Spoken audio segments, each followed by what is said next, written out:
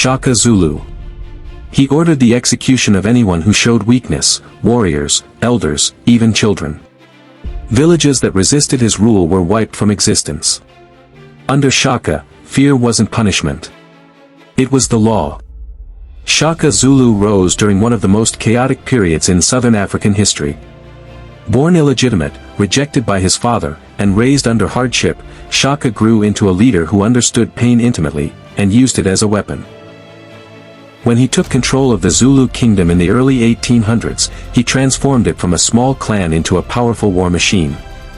He reorganized the army into regiments, drilled them relentlessly, and forced them to march barefoot to harden their feet.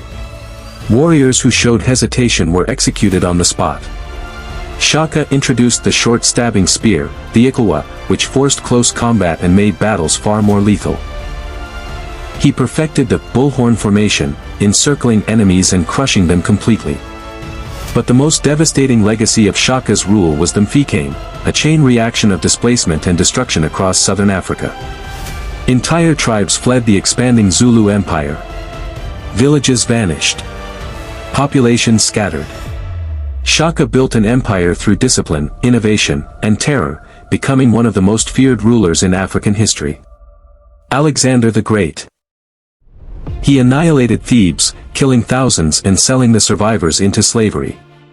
He didn't just conquer the city, he erased it.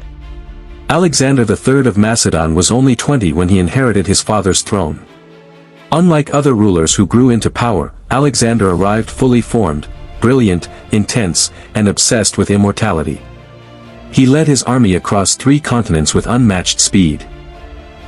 His campaigns cut through Asia Minor, seized Egypt, toppled the Persian Empire, and reached the edge of India. His genius on the battlefield was unquestioned: lightning-fast maneuvers, unexpected strikes, and the total exploitation of fear. But behind the legend was a man capable of immense cruelty. Cities that resisted faced brutal punishment.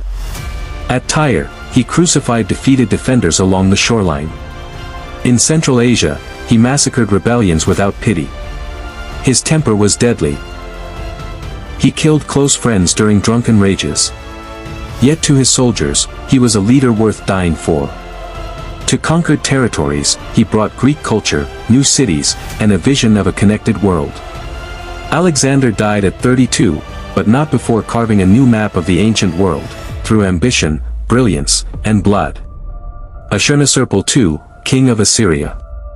He proudly recorded his own acts of torture, flaying rebels alive, burning prisoners, and stacking severed heads like building stones. For Ashurnasirpal, cruelty wasn't a secret, it was a message. Ashurnasirpal II ruled the Assyrian Empire in the 9th century BCE, a time when the Near East was a crucible of competing kingdoms. But he rose above them through calculated terror. His inscriptions describe entire cities being emptied, their populations deported or killed. Leaders of revolts were skinned and nailed to walls. Captives were burned. Children were thrown into flames. The brutality wasn't random. It was psychological warfare designed to prevent resistance. His army was one of the most advanced of its time: iron weapons, siege machines, organized units, and fast-moving cavalry. Cities surrendered before battle even began simply to avoid his wrath. Yet Ashurnasirpal also built great monuments, expanded trade routes, and made Assyria one of the richest powers of the ancient world. To Assyrians, he was a protector. To everyone else, he was a nightmare made flesh. Ivan the Terrible. He watched victims being tortured while smiling, and unleashed the Oprichniki, horsemen dressed in black, to execute nobles, burn towns, and terrorize entire regions. Ivan didn't rule Russia, he suffocated it. Ivan IV became Russia's first Tsar in 1547. His early reign brought reforms, new laws, and military expansion. But beneath that promising exterior was a growing darkness. His paranoia deepened over time. He believed boyars plotted to overthrow him. He believed entire cities hid traitors.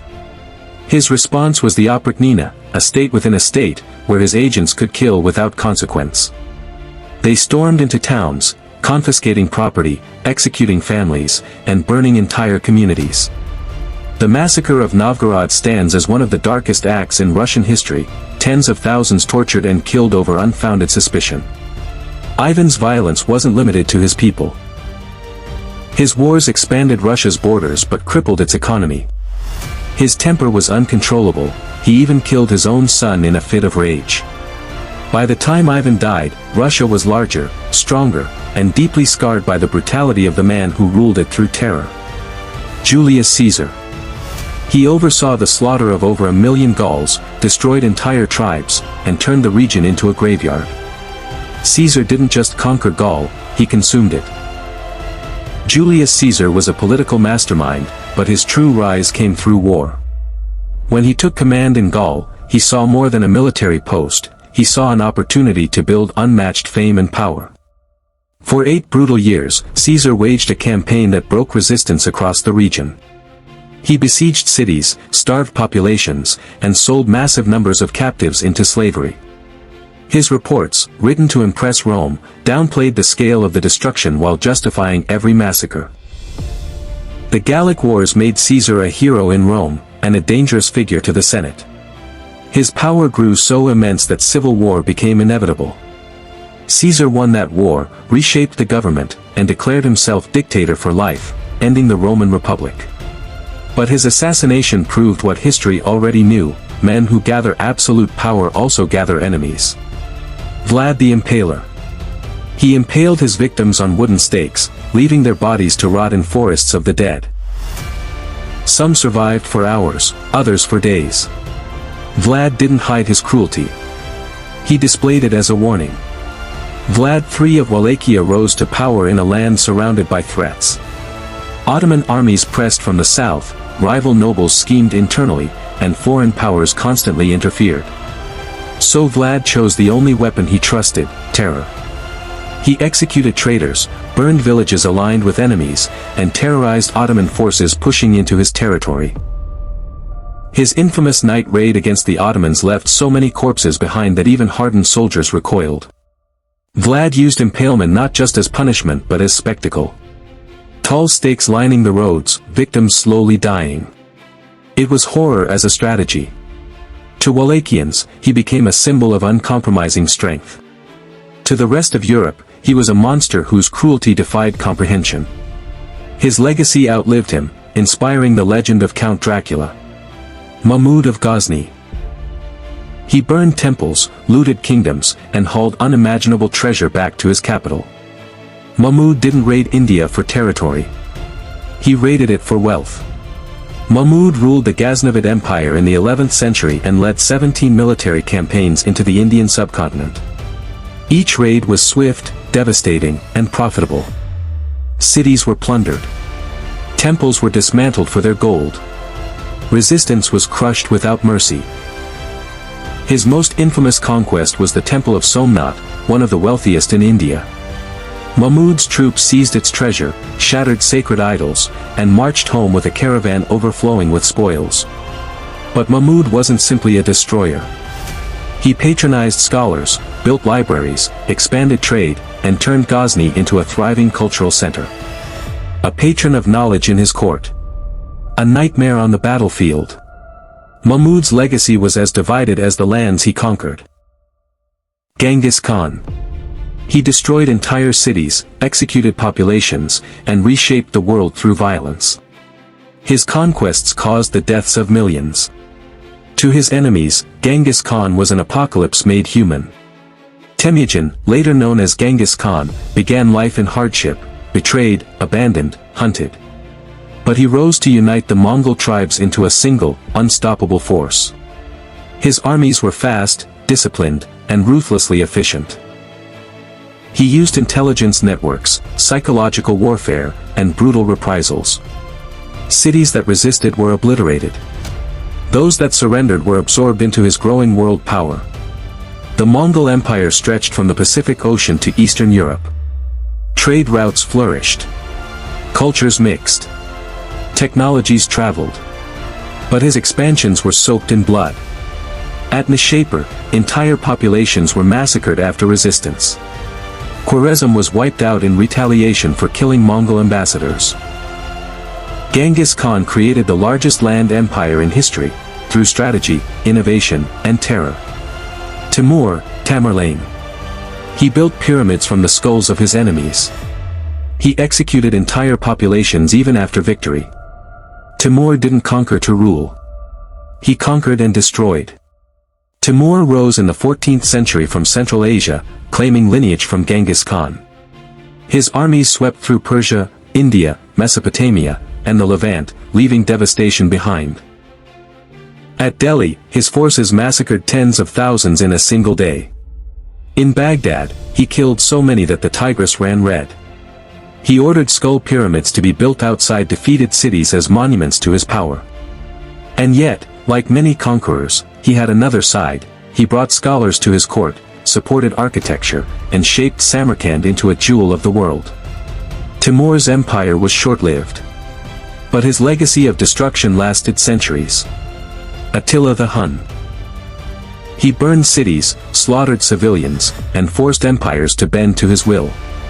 Rome paid him enormous sums of gold simply to avoid destruction. To Europe, Attila wasn't a ruler. He was doomed. Leading the Huns in the 5th century, Attila commanded a fast, brutal, and unpredictable army from the Eurasian steppe. When he moved westward, he left fields empty and cities abandoned. His invasions were so terrifying that entire populations fled before he arrived. Towns in Gaul and the Balkans were reduced to ashes. Even the Roman Empire feared him, something no barbarian leader had ever achieved. Attila nearly crushed Western Europe, and his approach toward Rome caused a panic so intense that legends formed around it. Some say even the Pope rode out to negotiate with him. Attila died suddenly, but in his lifetime he reshaped the power balance of Europe through sheer fear. History remembers these 10 conquerors as giants. Figures whose actions reshaped continents, destroyed civilizations, and carved empires out of human suffering. Yet behind every victory lies the same truth: power, when unchecked, consumes everything in its path. These men rose through brilliance, ambition, and brutality. They built cities and burned them. They created order and sowed chaos. They left legacies, but also scars. And though their empires eventually collapsed, their shadows still stretch across time. If you want more stories hidden in the darker corners of our past, subscribe, turn on notifications, and join me again. Because history is not just what we remember. It's what we choose not to forget.